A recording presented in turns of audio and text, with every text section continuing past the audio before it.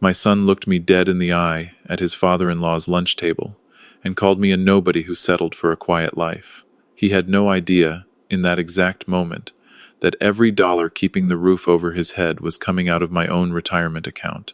I didn't raise my voice. I just set my fork down and told him I was done. What happened over the next 2 months is the reason I'm telling you this story tonight. My name is Harlan Voss. I gave 35 years of my life to construction sites across Ohio. My hands are thick, my knuckles scarred from cold steel and careless saws, and my lower back aches every single time the weather turns in November. I was never a flashy man, but I was disciplined. I saved what I earned, invested early, and worked my way up to foreman at a firm outside Columbus. If you've ever given everything you had to someone you love, only to watch them treat it like it never cost you anything, you already know the specific ache I'm about to describe. Stay with me tonight, because what happened over those 2 months taught me something about fatherhood I never expected to learn this late in life. When my late wife Colleen passed 6 years ago, she made me promise her one thing. She said, "Harlan, make sure Corbin has an easier path than we did." Colleen grew up in a house where the heat got shut off every winter. I grew up with a father who worked 3 jobs and died before he ever got a single Saturday to himself. So I took her words seriously. When my son Corbin married Bryn 4 years ago, I wanted to give them a real foundation to build on. They bought a beautiful 4-bedroom colonial on Birchwood Court in one of the nicest suburbs outside the city. Corbin was working a modest marketing job, pulling in maybe $60,000 a year. He was so proud of that house. He was also completely blind to what it actually cost to keep it a $6,000 monthly mortgage, property taxes that could swallow a working man's savings whole, HOA fees, insurance on top of insurance. Corbin genuinely believed his salary covered all of it. He never once questioned how his paycheck seemed to stretch so much further than it should have. The truth was simpler, and far more expensive, than he ever imagined. Without any announcement, I had my financial advisor, a man named Nathaniel Cross, set up an automated monthly transfer, straight out of my retirement account to the bank holding the note on Birchwood Court. $6,000, on the first of every month like clockwork. Corbin knew I helped out here and there. He had absolutely no idea I was carrying the entire roof over his head. I didn't want praise for it. I didn't want him bowing down to me for it. I just wanted my boy to have the stability I broke my back to build for myself. And here's where I'll own my own mistake, right here in front of you. I thought protecting him from the cold, hard wind of the world made me a good father. It didn't. It made me a man quietly raising a son who never learned the value of a single brick. Then came Roland. Roland was Bryn's father, a local real estate developer who drove a spotless Range Rover, wore tailored suits to casual Saturday lunches, and somehow couldn't walk into a room without mentioning his net worth inside the first 5 minutes. He was loud. He was boastful. He never stopped talking about his so-called empire. And every time Roland was around, something in my son changed. Corbin would puff his chest out, drop his voice an octave, and try to talk like some high-rolling executive. He stopped calling to ask how my knee was holding up in the cold and started calling to tell me about Roland's latest investment property, or Roland's new boat. I let it slide for a long time. I figured Corbin was just trying to impress his father-in-law. Sunday, mid-October, a little past 2 in the afternoon, we were sitting out on the back patio of Roland's gated estate. The caterers had just cleared the plates. Roland leaned back in his leather chair, swirling a glass of expensive Cabernet, talking about how working-class people simply lack the vision to build real wealth. "They get comfortable, Harlan," he said, smirking straight at me over his wine glass.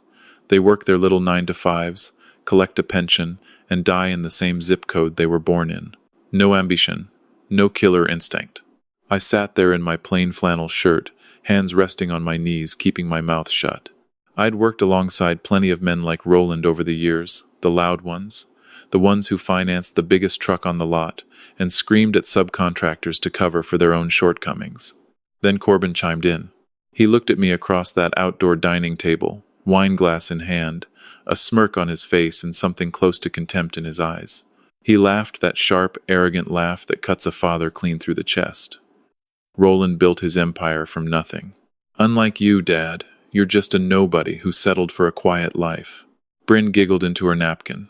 Roland took a slow sip of wine, looking at me like I was a piece of driftwood that had washed up on his manicured lawn. The whole patio went quiet for a moment, save for the wind moving through the trees at the edge of the property. If you've ever sat at a table where the people closest to you decided, out loud, that everything you built for them wasn't worth respecting, you already know there's a very particular kind of silence that follows a moment like that. 2 years earlier, I might have argued. I might have listed every 40-hour week, every freezing night I spent pouring foundations in the mud so Corbin could go to a good school. But sitting there at that table, something in me didn't break. It just settled into absolute clarity. I set my fork down on the linen napkin. I didn't raise my voice. I didn't slam my fist on the table. My voice came out as quiet and flat as fresh pavement. Then let Roland pay your bills. I'm done. Corbin's laugh sputtered out mid-breath. He glanced nervously at Roland, then back at me, trying to keep his brave face up in front of his in-laws. What are you talking about? He sneered, rolling his eyes. Roland doesn't need to pay my bills. I handle my own house. I pay my own way. I leaned forward, resting my hands flat on the mahogany table. Corbin, I said evenly, do you honestly believe your $60,000 salary covers a $6,000 monthly mortgage, property taxes, and HOA fees in that zip code? The color drained out of my son's face so fast it looked like someone had pulled a plug at the base of his neck. Every ounce of that arrogance melted straight off him. Bryn stopped laughing. Roland set his wine glass down on the glass tabletop a little too hard. Corbin leaned across the table, his voice dropping to a harsh, panicked whisper. Wait, what bills? What are you talking about? I mean, every single dollar for that roof over your head has come straight out of my retirement account for the last 36 months, I said. $6,000, every single month, paid directly to Ohio Trust Credit Union. You thought you were living like a king on your own dime. You weren't. You were living on mine. Corbin just stared at me, mouth slightly open. He tried to speak. Nothing came out. I didn't wait around for a response. I stood up, adjusted my jacket, and looked at Roland. Thanks for lunch, Roland. Then I walked out to my truck and drove home. Honestly, if that had been me sitting in Corbin's chair in that moment, I don't know if I would have found the words either. Monday morning, a little past 8, I sat at my kitchen counter with a mug of black coffee going cold in my hand, and I called Nathaniel Cross. Nathaniel, I said. That automated transfer to Ohio Trust, account ending in 4,109, cancel it, effective immediately. He paused on the line. Harlan, are you sure about this? If that payment stops, he's in default within 30 days. I'm sure, I told him. It's time for him to build his own empire. The weeks that followed stayed completely silent. Corbin was too proud to call me. He assumed the money would somehow show up, or that he'd figure out some way to cover the gap himself. He was living, without realizing it, inside a mirage entirely of his own making. Thursday evening, mid-November, I was at the hardware store buying ice melt when my phone buzzed. A text from a guy I knew named Desmond Cray, an independent mortgage broker who worked downtown. Hey Harlan. Random question, did Corbin take out a second mortgage on the Birchwood place? He came into my office today looking for hard money loans. Seemed pretty rattled. I replied, No idea, Desmond. He handles his own affairs. Corbin had already gotten the 30-day past due notice from the bank. The automated transfer on the first of the month simply hadn't gone through. The bank had called. The penalty fees had piled up. And for the first time in his adult life, my son was staring straight down the barrel of financial reality. He didn't call me. He went to Roland. Of course he went to Roland. Roland was the empire builder. Roland was the man with the $1,000,000 vision.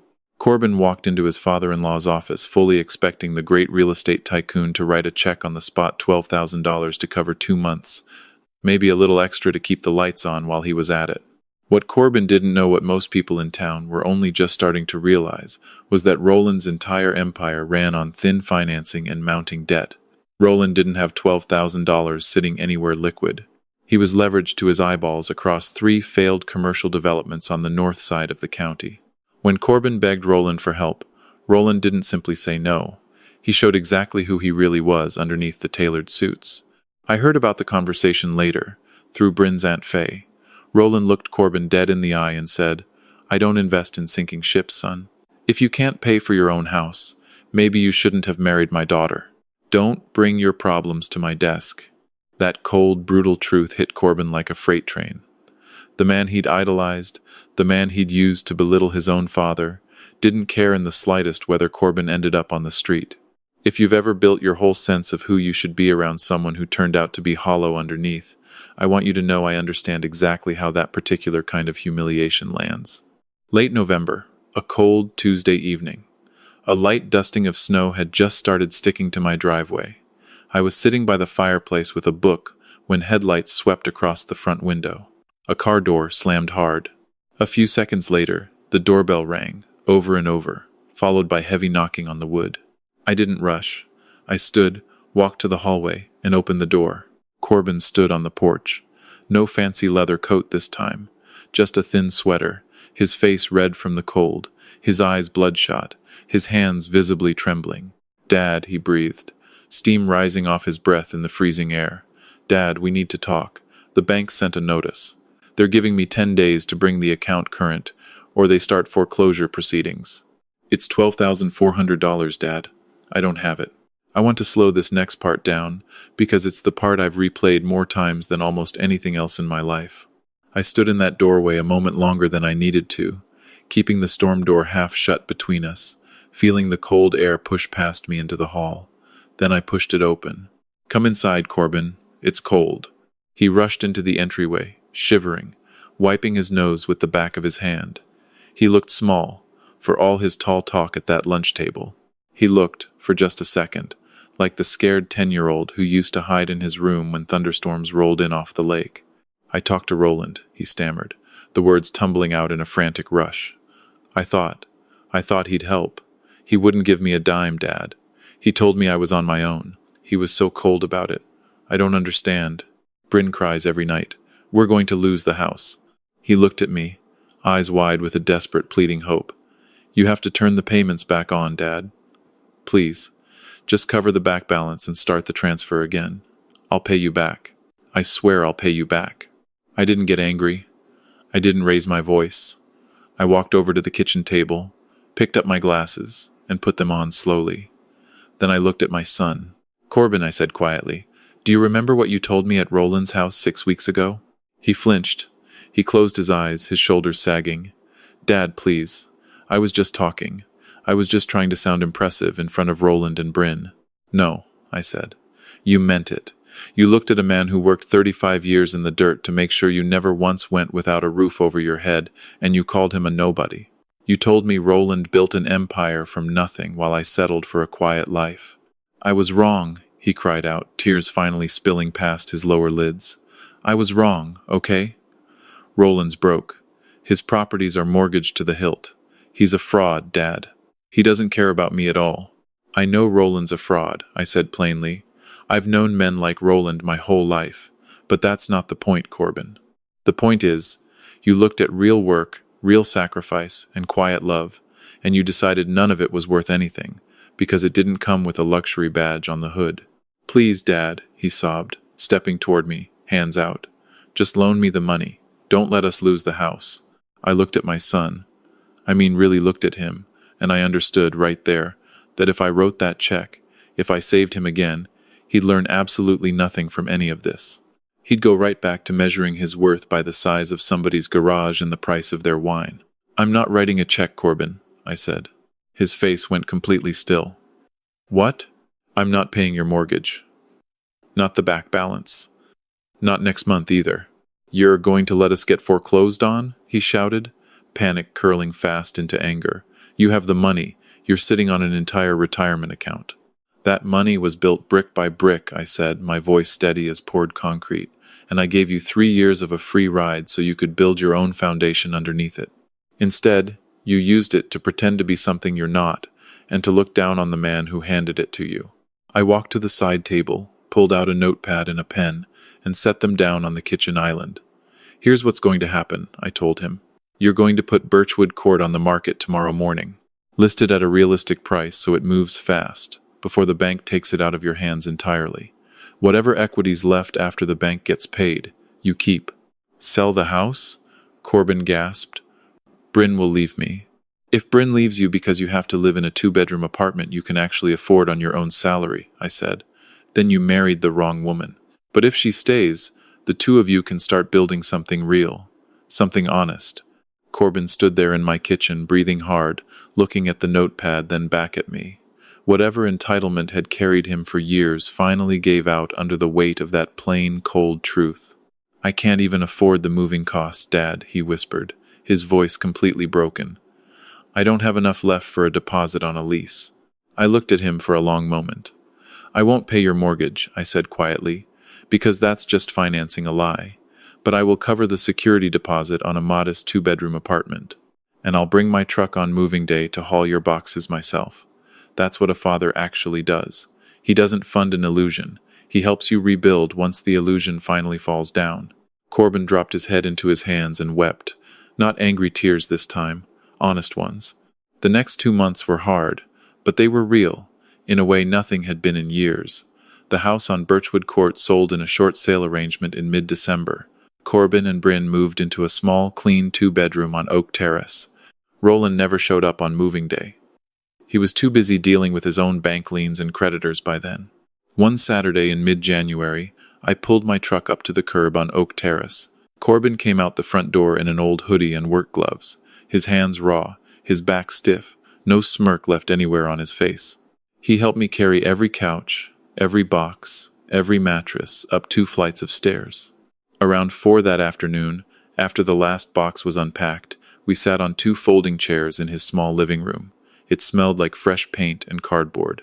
Corbin handed me a bottle of water and looked down at his own hands, scuffed and dirty from an honest day's work. "Dad," he said softly, staring at the linoleum floor, "I'm sorry for what I said at that lunch, for all of it." I took a sip of the water and looked out the window at the snow drifting quietly over the street. "You don't need to keep apologizing for it, son," I told him. "You're paying your own rent now. That makes you a man, and that's all I ever actually wanted for you." He didn't say anything else. He just nodded, his eyes glistening in the low light. Revenge isn't always about watching someone burn. Sometimes the purest form of it is simply stepping back, pulling away the safety net, and letting reality finish the lesson you could never teach through argument. It's letting someone finally see the true value of what they were so quick to discard. This story taught me something I still carry with me every day. The mistake most parents make isn't loving their children too much. It's mistaking constant protection for actual love, when sometimes real love means stepping back and letting the truth do the teaching instead. If there's one thing you take from tonight, let it be this.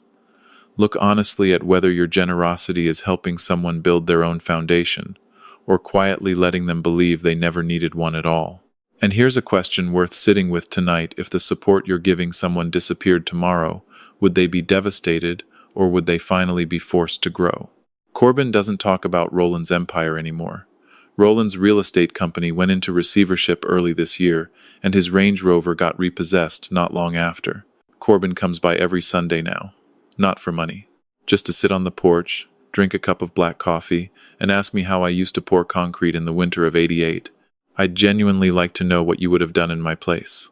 Drop a 1 in the comments if you think I did exactly the right thing by cutting the payments off. Drop a 2 if you think I should have confronted him the moment I heard him talk that way about me. Or drop a 3 if you think I still should have helped him keep the house in some way. Tell me where you're watching this from tonight, and what time it is where you are right now. And if you've ever had to teach someone you love a hard lesson for their own good, even when it broke your heart to do it, I want to hear that story from you in the comments. If tonight's story resonated with you, hit subscribe, because there's another one coming soon and I don't want you to miss it. Take care of yourselves, and remember, a real life gets built brick by brick. It's never bought on somebody else's dime. I'll see you in the next one. This is a fictional story inspired by real emotional experiences, fully rewritten and reimagined in Dublin, Ohio to create original content. Any resemblance to real people or events is coincidental.